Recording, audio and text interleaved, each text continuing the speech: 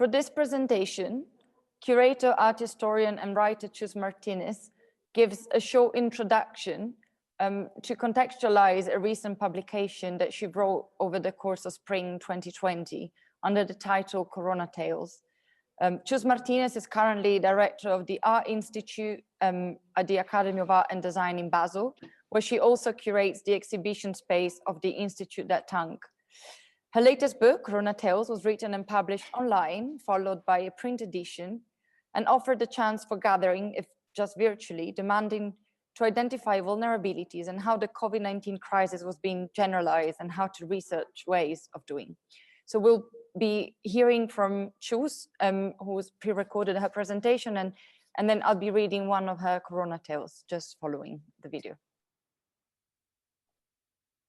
Hello, good night or good morning, depending on the latitude.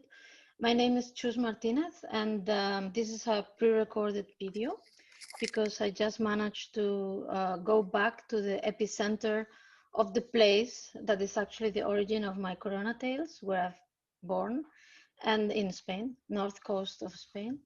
And yeah, I really wanted to introduce the tales, which is a difficult matter for me, but also a simple one. During the first lockdown, I've been asking myself actually what could be done in order to use all the channels that we have to connect, because we couldn't meet, and it was very dramatic. And all of a sudden I not only was disconnected from family and friends, but also disconnected from all my staff, from the students, from everyone that I was like you, having contact with. And I really wanted to kind of create a bridge somehow. And I actually thought that a possible bridge, culturally easy for me, it's humor, or to start explaining something about oneself that the others kind of know but don't know, and they actually know a little bit, but they are also a little bit ashamed because of the matter, because you are talking perhaps about your family and questions that they are very familiar to my friends, but actually they don't know it in detail. And then I thought it would be really nice if at the end of every day we kind of reconnect with a glass of wine, and they are reading that, and then they can, you know, make fun of me somehow for being super personal in the social media, which has been always a question, like, what are you going to post in the social media? And I thought that it could be a platform of production. And the first production that I wanted to do was actually storytelling. For many years, those that know me, I've been complaining that I've never been able to write a book from the beginning to the end, because it's very difficult, because my thinking is in fragments. And actually, I never trust myself to do a fragmentarian book on thinking about the art world and so on and so forth. I just produce it through the different texts that sometimes people commission for catalogs and different pieces of writing. So somehow the Corona Tales have been my first book. And I started super motivated by just this bridging and connecting with my friends. And every night I would just start by a memory that that I have from my grandparents, particularly my grandfather, that lost his own parents in the Spanish flu. I knew all these stories, and these stories are intermingled with, you know, the stories of all the village, which is a very small village of no more than, let's say, 100 families in the northwestern coast of Spain. And then also with the fact that my parents needed to migrate to Barcelona when I was small. And then it was a back and forth in my childhood in between the big city and a family that was speaking Gallego, which is like Portuguese, at home, in a Catalan context, in a Spanish-speaking planet, so to say. So I just thought that it would be a good thing to start one day by explaining the story of my grandparents, and the next day explaining the story of my parents in Barcelona. And somehow I never took notes or anything. It all came down at the end of every day when I was really, really tired and exhausted after many Zoom meetings. And I thought about actually the reaction of those that would know me and would know those that I am talking about, as a way of just having some sort of a communal space together. But I was very surprised by the reaction and the fact that many people could connect to those stories. And all of a sudden, I started receiving really an incredible amount of messages, but also encouragement. So people, sometimes I was so late because I was trying not to hit the bottle of wine before I wrote the tales, but I was kind of late. Instead of at 7 o'clock, I would post in at 8 or at 9 or at 10, sometimes even midnight. And then you have this private messaging system of Instagram of people asking about, where's the tale? And then I thought, okay, at least they are motivated by that, and it produced a sense of togetherness. The image have been produced by Ana Dominguez.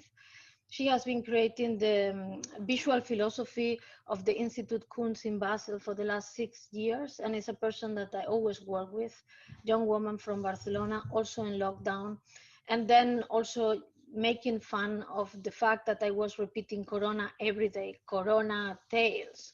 But it was this idea that, okay, let's not skip it or avoid it, but go completely into the substance of it. And then I rediscover through the writing many aspects of my own identity that are funny and interesting and actually are not really shaping my everyday, but at that particular moment it gave an interesting context to my being in Switzerland. So my father and my mother migrated to Barcelona. In Spain, we still call migrants those that move in between regions, which is interesting political detail.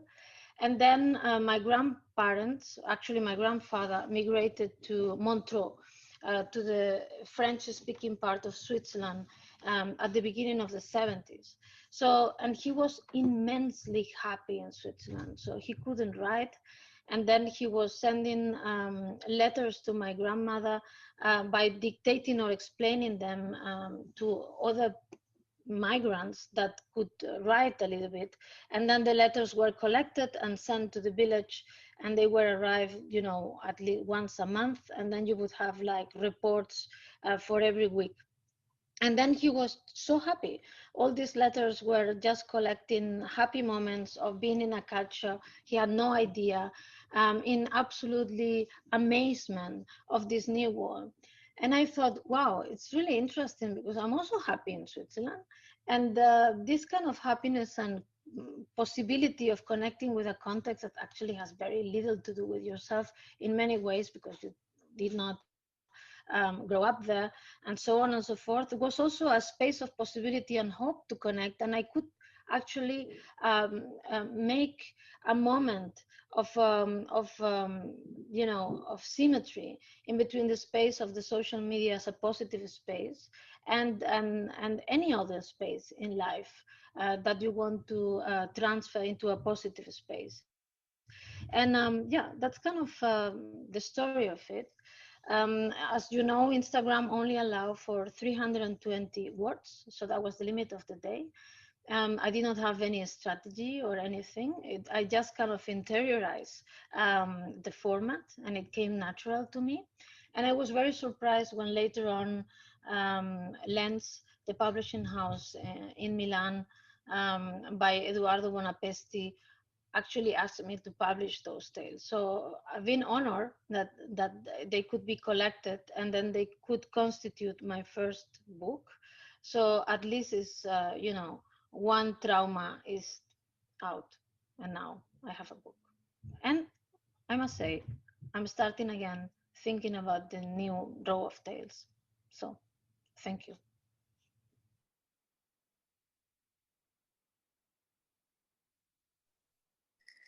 I will now read one of the Corona tales that Chus Martinez just told us about. And together we chose tale number 16, titled The Swiss. The, the experience of working in Switzerland transformed my grandfather's worldview. He often said that it made him realize that we originated in a too poor corner of the planet, and it was very difficult for us to realize the true beauty and intelligence of life in other parts. He was fascinated by small details. For example, the Swiss had a machine in the size and form of an egg, and in one go, You could perfectly slice a hard-boiled one. He cried with laughter, describing these things to my grandmother in the kitchen. They had also a cup where a soft-boiled egg could be placed with a small round metal guillotine to cut the top off, and it could then be eaten with a mini spoon. What is a mini spoon? She could not even produce a mental image of a spoon smaller than a teaspoon. A spoon the size of the hand of one of the mice that live in our barns. Just imagine a mouse eating an egg. More laughs. Every second Sunday, the foreman in Montreux, who liked him a lot and was the same age as him, invited him for breakfast. To slice the bread perfectly, every piece becomes a plate. In a village, they baked bread so that you could break it with your hands and soak it in hot milk in the morning. Bread was never meant for much else, since potatoes took over after breakfast. And they put butter on the bread, and they do not keep the butter in its packages like us, but they put it in a special case. Damn it, it is so good, laughs. But being a fine carpenter, the object that took his breath away was the honey dipper. You cannot imagine, he said to my astonished grandmother. They invented a wooden thingy with equally spaced grooves, giving the illusion of a honeycomb to pour honey onto the bread. Damn it! The vision of this world he saw made him laugh as if it were the best comedy ever. A laughter full of respect, possessed by the amusement of a world so different from his, and the joy of having seen an army of objects performing like ballet dancers, a monumental synchronized dance company of cucumber slices and egg prickers.